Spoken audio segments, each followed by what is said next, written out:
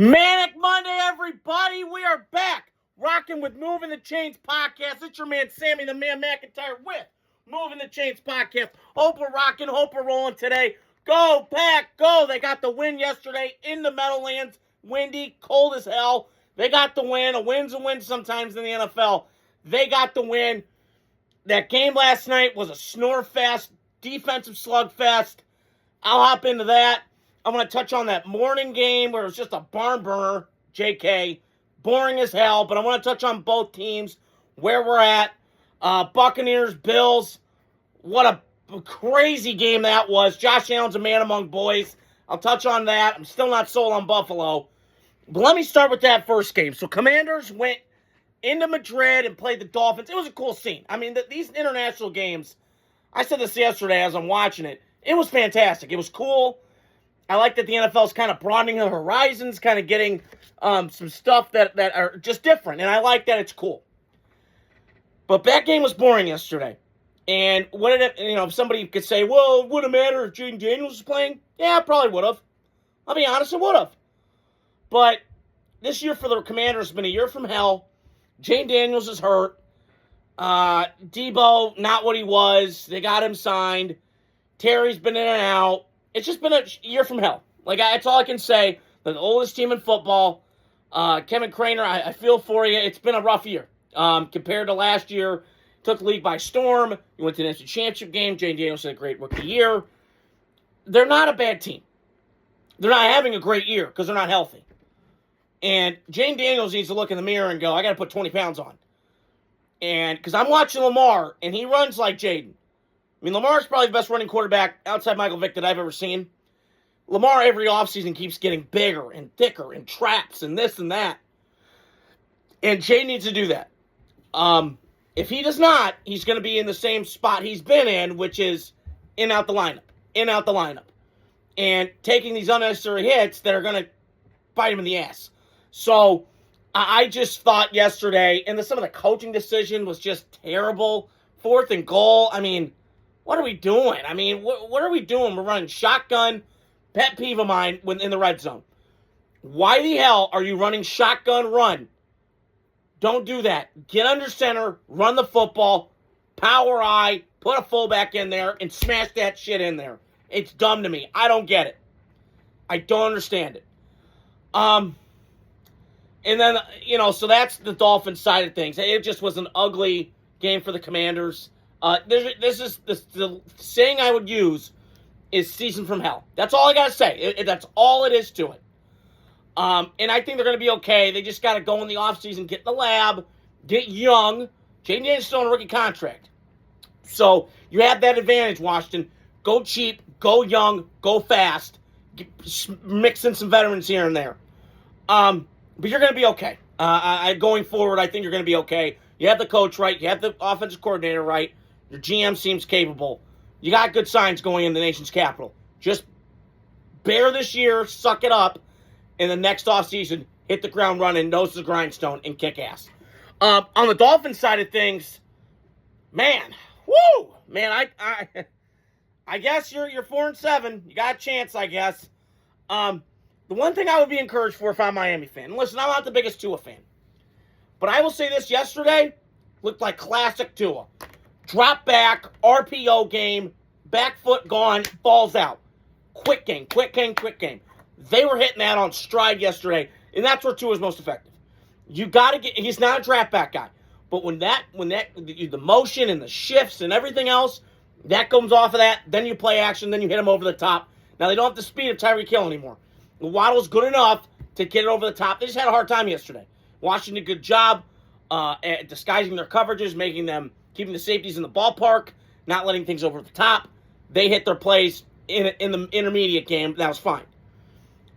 Their run game is much more impressive. I love that Devin Etienne. He's a stud. I like that Ollie Gordon out of Oklahoma State. Miami has some pieces. I said this a couple weeks ago. They have pieces on offense to make it work. And Mike McDaniel, listen, I could argue all day, McVape, McDumbass, and I didn't love that decision to go for on 4th down. And listen, he was already in the hot seat. He's on a hotter seat today. And which is crazy because I'm like, what? But, hey, sometimes you win and you lose in this business. They won, but I don't know. It's kind of hit and miss with them. So that was my takeaway on the first game. The other game, the first game I wanted to touch on since I've got my Packer jersey, or the Eagles-Lions game. That was the game I wanted to touch on. Then I'll touch on the Packers-Giants game. So last night, on paper, this should have been one of the best matchups of the year in the NFC. Not just NFL, but in the NFC mainly. Lions go into Philadelphia. That was ugly last night. Dan Campbell, listen, I respect the hell out of him. He's built a great culture. He's a great coach. 51-22, he's been fantastic. I can't knock him. But Lion fans know last night, that was reckless. 5 times going for it on 4th down. It wasn't like you were punting to the Peyton Manning 04 offense. This Eagle offense has struggled to put up 20 points all season long. Lately, they haven't even got to 20. So this was a defensive game. You had to go field position. I just didn't think it was the right decision. And your quarterback's uncomfortable, and that Eagle front line was getting after Goff all night long. And here's the thing, and I heard this morning. Every Lion fan, most football people are going to go, Jared Goff sucks, he's a bum. No, he's really good. He's just depending on the environment. If you put him in a dome, he's kick-ass. But he's a warm weather guy. He's not used to cold. Well, Sam, he plays Detroit. Like I just mentioned, they play in a dome. He doesn't have to go outside often. Maybe Green Bay and that in Chicago. So they're going to be okay. The Lions' problem is they let go of Ben Johnson. He went to Chicago, and they didn't do the smart thing, which was go outside the box. They went in-house, and they went comfortable. And listen, maybe Johnny Morton's a nice guy. I don't dispute that. John Gruden and all these guys speak highly of him. But if they speak so highly of him, why wasn't he an offensive coordinator at some point? Now he is this point in his career? Kind of weird to me. And then Dan Campbell taking over the head calling duties. I don't know. A little shaky there. But the Lions are going to be okay. Now, losing Sam Laporta, that hurts a lot. But the good news is, 4 weeks from now, you get that guy back, the security blanket for Goff. And the one thing with Goff is, like I saw with Stafford yesterday, I'll touch on that game in a couple days from now, is there's one way with Stafford. You get the play, there you go, run it. He doesn't have an ad-lib ability. And like a Brett Favre, like a Patrick Mahomes, there's an off-script ability because he's athletic, right? Jared Goff is not. And that's not a bad thing. I'm not saying that it is. But sometimes, every once in a while, you need a big play. You need a bomb. You need like a pick up this change type stuff. And I don't think Goff can do that. And he looked uncomfortable last night. That was ugly. And the Lions deserve to get their... They got bullied last night. And that's really what it came down to. Philadelphia's defense is legit. I'll touch on them in a second. But Detroit's going to be okay. You're still going to win this division. Now, it's not going to be easy. Because Green Bay's kind of nipping at your heels. Chicago. It's going to be harder than you thought. But I still believe in the Lions. I still believe in this front office. Dan Campbell, those weapons. It's going to be fine.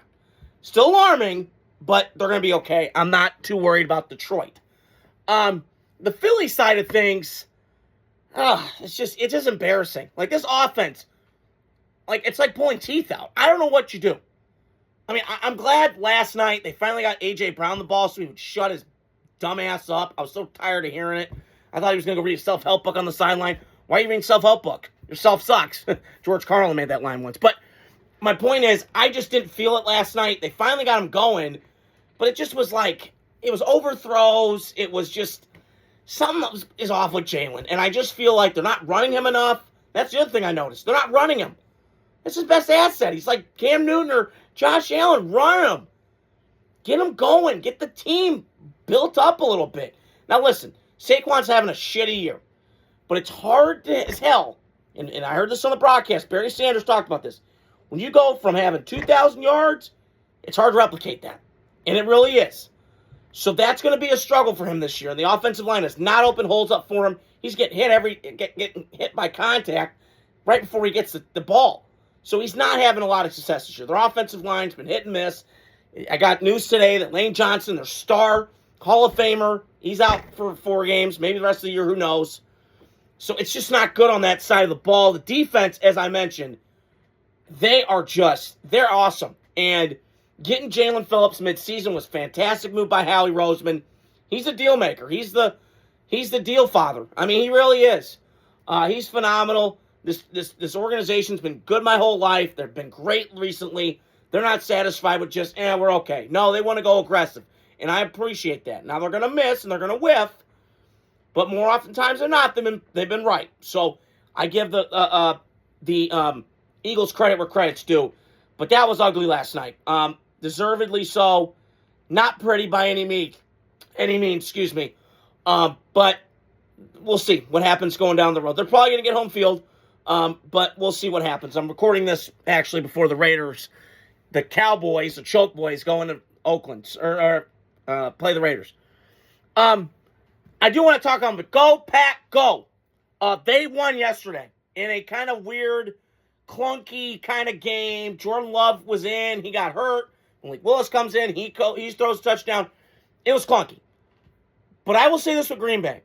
I still don't know what they are offensively. It's weird, right? Because I'm like, Matt LaFleur, he kind of comes from like this, he's like Ben Johnson in a way. Kyle Shanahan wants to run the ball 45 times. Doesn't really want to throw it much. But then sometimes Matt's like, fuck it. I'm just going to throw it. Let's throw it over the line. So Matt, I still don't know what I'm getting with Green Bay offensively. Now defensively, a little hit and miss. But they get the pass rush yesterday. They got after Jameis. They got him hurried. They're going to be okay. Green Bay is going to be okay. I still think they're going to be one in tight-knit with Detroit and them for the division. Maybe Chicago, who knows. But right now, I'm not as worried about Green Bay. The thing I'm worried about is them losing Josh Jacobs. That's huge. Now, how long he's out, I don't know. But if he's out a while, we'll see. But this offensive line has been getting beat up. They don't have their starters. Now, I can't complain about that because Justin Herbert, go ask him. He's dealing with a 6 offensive lineman, like on the depth chart. So, I don't know. Jordan Love's pretty good. And if you had a draft tomorrow, he'd be your first pick. He's big, 6'4", 220, big arm, moves really well. He's more Favre than Aaron, and he is. But I just sometimes feel like with LaFleur, he doesn't trust him. And I get it. He's going to uncork some. You're like, whoa, Jordan, no. Oh, okay, good. But besides that, Green Bay won yesterday. That was an ugly win. It was going to be ugly. It was in New York. The rain. It was windy. It was awful. They missed extra points last night. It was terrible. Bad day for kickers. But Green Bay got the win. Go, Pack, go! They looked good yesterday. Green Bay got the win. It was nice. They needed a win after the last 2-game debacle that's been going on. Losing to Carolina, losing to Philadelphia at home. Losing to Philadelphia is one thing, but you lose to Carolina and you lose to Cleveland. That's a whole other ball game. So, kudos to Green Bay for that. And on the Giants side of things,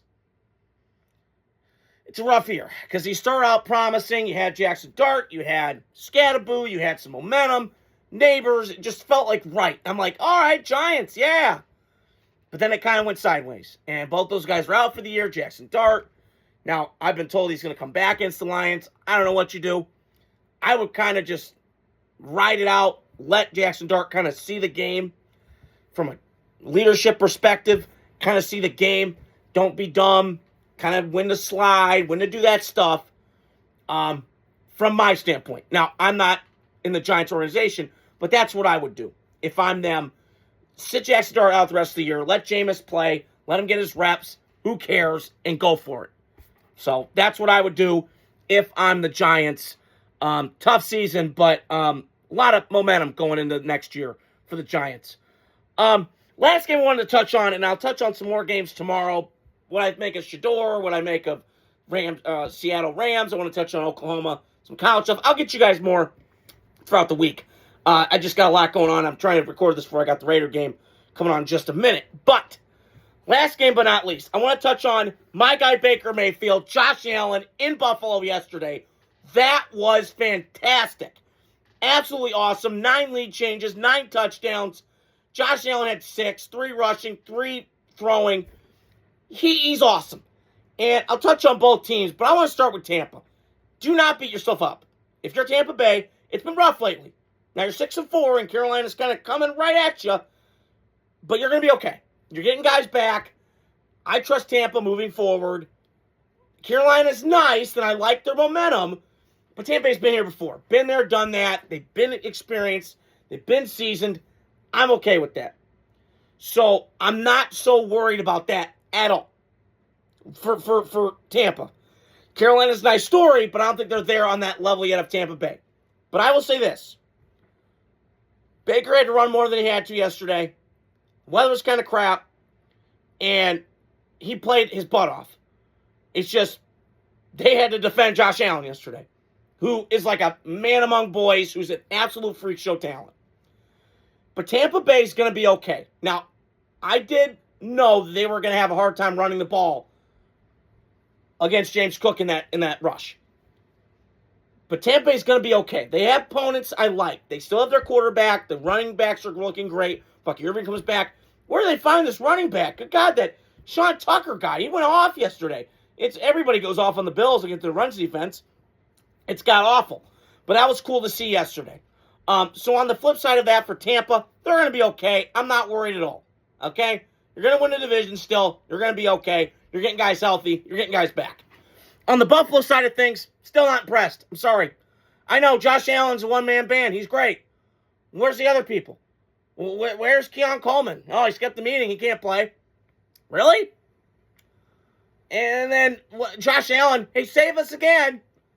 How many times am I going to see this movie with Buffalo? Stop doing it. Be more balanced. Be more consistent. Yeah. Sean McDermott. Talking to you, bro. This defense, is it still good? I don't know. I saw that Sean Tucker guy, 5th rounder from wherever the hell he's from, went for 203 tutties on your ass. Didn't I just watch this movie? Bijan Robinson went off on you? We need to get this fixed. Derrick Henry did. First week, then it was this kid, then it was like, and nothing's changed in Buffalo. It's a Josh Allen show. And it's like I'm watching when the Bulls had Michael Jordan. He is the Buffalo Bills, Josh Allen is. When Michael Jordan was in Chicago, he was the Bulls. Steph Curry, you think Warriors? You think Steph Curry. You take Josh Allen in the equation, they are dog shit. So, I'm telling you right now, Buffalo, you're wasting this time. And once again, Sean McDermott is not doing enough, in my eyes, to make this run. Come on, like at some point, you got to put all your chips in the middle of the table and go over the top and make a splash. Like the Packers did with Micah. You got to do something. And what I don't get with this Bills defense is, scratch my head, you put all this money, all this time, all this resource, and it still sucks. So either you're not listening to McDermott, the message is stale, I don't know. Now you did get the win, and you're kind of nipping at New England's heels, but you got a long way to go. And I'm not as impressed with Buffalo as most people saying. So that's all I want to touch on here tonight. I'm going to get ready for the Raiders, the Cowboys. Bleh. So, hope you guys are doing well. Manic Monday. Got more content throughout the week. Adios. Godspeed.